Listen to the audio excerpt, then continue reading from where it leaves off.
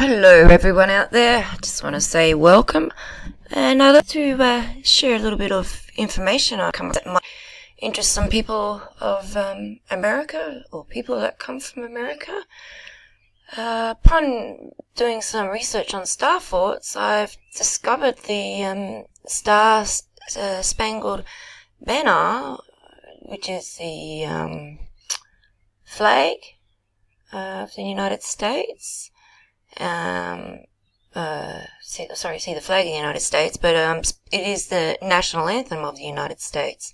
And it comes from the defense of Fort McHenry, a poem written on September 14th, 1814, by the then 35-year-old lawyer and amateur poet Francis Scott Key, after witnessing the bombardment of Fort McHenry by the British ships of the Royal Navy in Baltimore Harbor during the Battle of Baltimore, War of 1812. Now, geez, there's that date again. Key was inspired by the large US flag with 15 stars and 15 stripes known as the Star-Spangled Banner, flying triumphantly above the fort during the US victory. The poem was set to the tune of a popular British song written by John Stafford Smith for the Antiquarian Society, a men's social club in London. So I wonder if that's related to the Freemasons.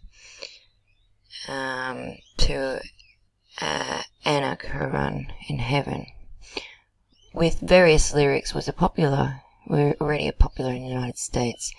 This setting, renamed the Star-Spangled Banner, soon became well known as a US patriot song with a range of 19 semitones. It is known for being very difficult to sing. Although the poem has 4 stanzas, only the first is commonly sung today. The Star-Spangled Banner was recognized for official use by the United States Navy in 1889, by President Woodrow Wilson in 1916, and was made the national anthem by congressional resolution 3rd of March 1931, which was signed by President Herbert Hoover. Before 1931, other songs served as hymns for the US officialdom. Hail Columbia served the purpose at official functions for most of the 19th century. My Country 'Tis Thee, whose melody is identical to God Save the Queen, the United Kingdom's national anthem, also served as a de facto national anthem. Following the war of 1812, subsequent US wars, other songs emerged to compete for popularity at public events. Among them, America is Beautiful, which itself has been considered before 1931 as a candidate to become the national anthem of the United States. So I just thought this was really interesting. On the 3rd of September 1814, following the burning of Washington and the raid on Alexandria, Francis Scott Key and John Stuart Skinner set sail from Baltimore aboard the ship HMS Maiden, flying a flag of truce. On a mission approved by President James Madison, the objective was to secure an exchange of prisoners, one of whom was William Beans, the elderly and popular town physician of Upper Marlborough, and a friend of Key's who had been captured in his home. Beans was accused of aiding the arrest of British soldiers. Key and Skinner bombarded the British flagship HMS Tonnant on September the 7th, and spoke with Major General Robert Ross and Vice Admiral Alexander Cochrane over the dinner, while 2 other officers discussed war plans. At first, Ross and Cochrane refused to release the Beans, but relented after Key and Skinner showed them letters written by wounded British prisoners praising Beans and other Americans for their kind treatment. So I just think it was really interesting.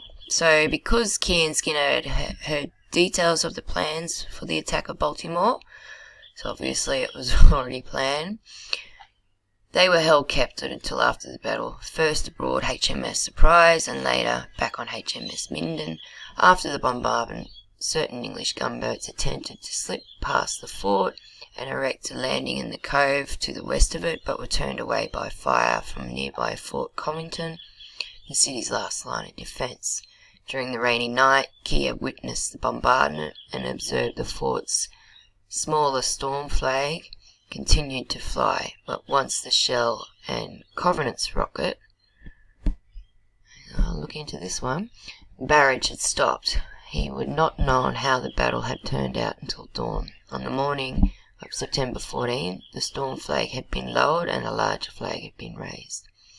During the bombardment, HMS Terror and HMS Meteor provided some of the bombs bustling in the air.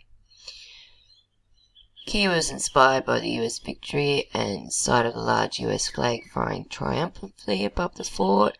This flag with 15 stars, 15 stripes had been made by Mary Young Pickersgill together with other workers in her home at Baltimore's Pratt Street. The flag later became known as the Star-Spangled Banner and today is on display in the National Museum of American History, a treasure of the Smithsonian Institute. It was restored in 1914 by Amelia Flower and again in 1998 as a part of an ongoing conservation program.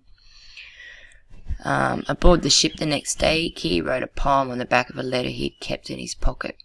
At twilight on September 16, he and Skinner were released in Baltimore, had completed the program in Indian Queen Hotel where he was staying, and titled it Defense of Fort McHenry.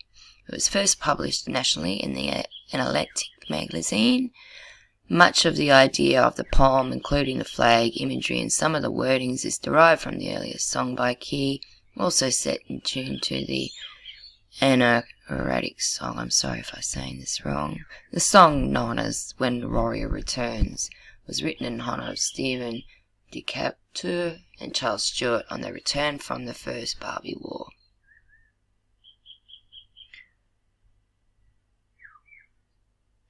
Absent elaboration by Francis Scott Key prior to his death in 1843. Some have speculated more recently about the meaning of phrases or verses, particularly the phrase, the hiring and slave, from the third stanza. According to the British historian Robin Blackburn, the phrase alludes to the thousands of ex-slaves in the British ranks organised as the corps of colonial marines and who'd been liberated by the British and demanded, I'm sorry I've lost where I was, by the British, oh I'm sorry, I'm distracted, and demanded to be placed in a battle line. Okay. Corporal colonel means who had been liberated by the British and demanded to be placed in the battle line where they might expect to meet their former masters. Mark Clark, professor of musicology at the University of Michigan, argues that the middle two verses of Key's lyrics vilify the British enemy of the War of 1812 and in no way glorifies or celebrates slavery.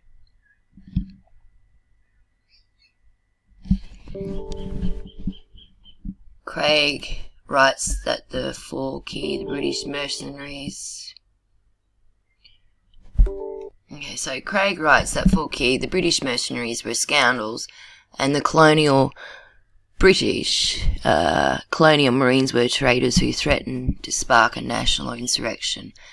This harshly anti-British nature of verse 3 led to its omission in sheet music in World War I, when the British and the US were allies. Responding to the assertion of the writer John Swatch of The Intercept that the song was a celebration of slavery, Clegg said that the reference to slave is about the use and in some sense in the manipulation of blacks Americans to fight for the British with the promise of freedoms. The American forces included African Americans as well as white. The term freemen, whose heroism is celebrated in the fourth stanza, would have been encompassed both. Others suggested that Key may have intended the phrase as a reference to the British Navy's practice of imprisonment, kidnapping sailors and forcing them to fight in the defence of the Crown, or a semi-metaphorical slap at the British invading forces as a whole, which included a large number of mercenaries. So I just thought I'd share this. This is just really interesting. I won't go on about that third paragraph because it isn't very nice. I'll leave the links up if you guys want to check it out. So yeah, it's there. I'm not going to read it, but yeah, take a screenshot if you guys like.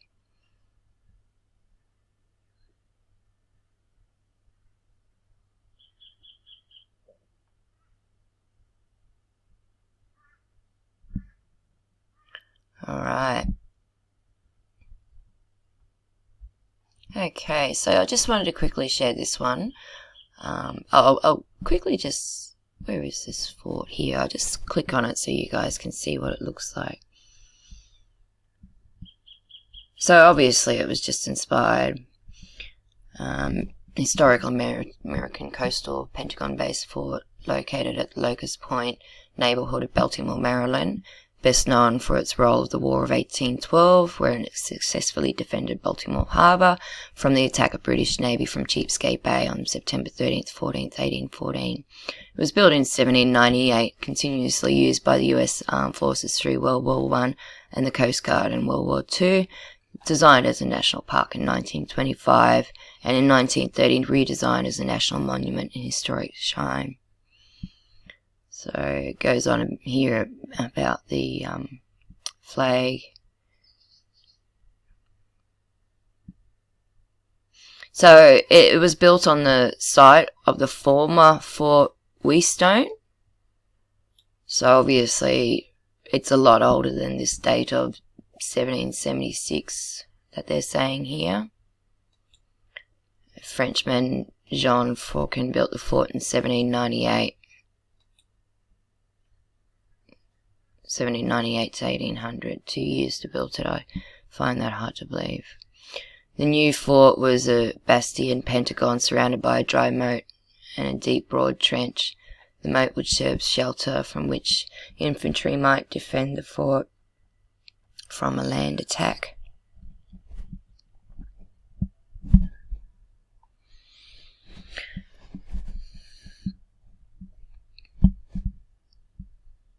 Okay, so let's check out some photos. Or let's check it out on Google Earth.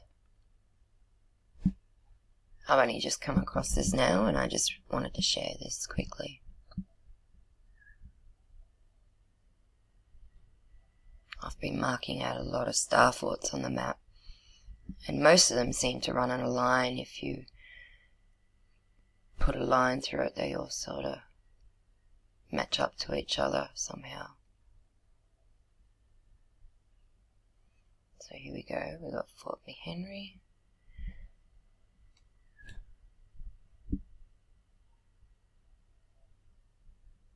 There we go. So obviously the older one was much bigger.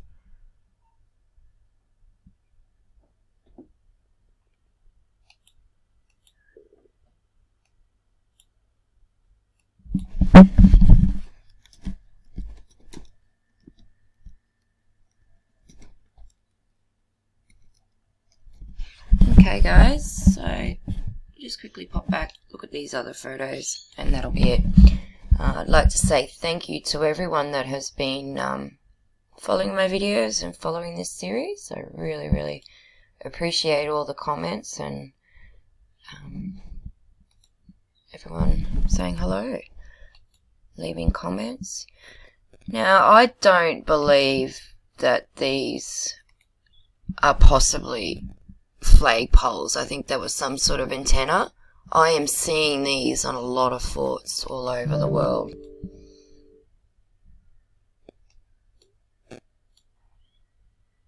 So yeah, I don't believe they're flagpoles. Some sort of antennas.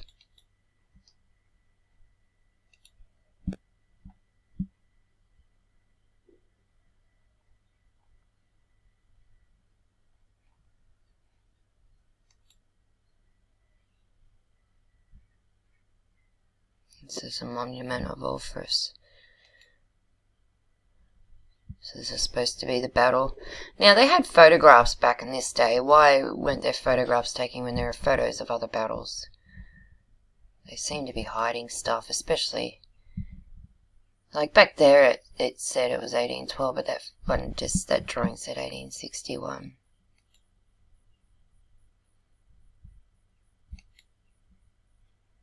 Okay, so that'll be it. Thank you very much if you're still here at the end. Really appreciate it. There's the Star-Spangled flag. Okay, thank you. Sally here. Bye.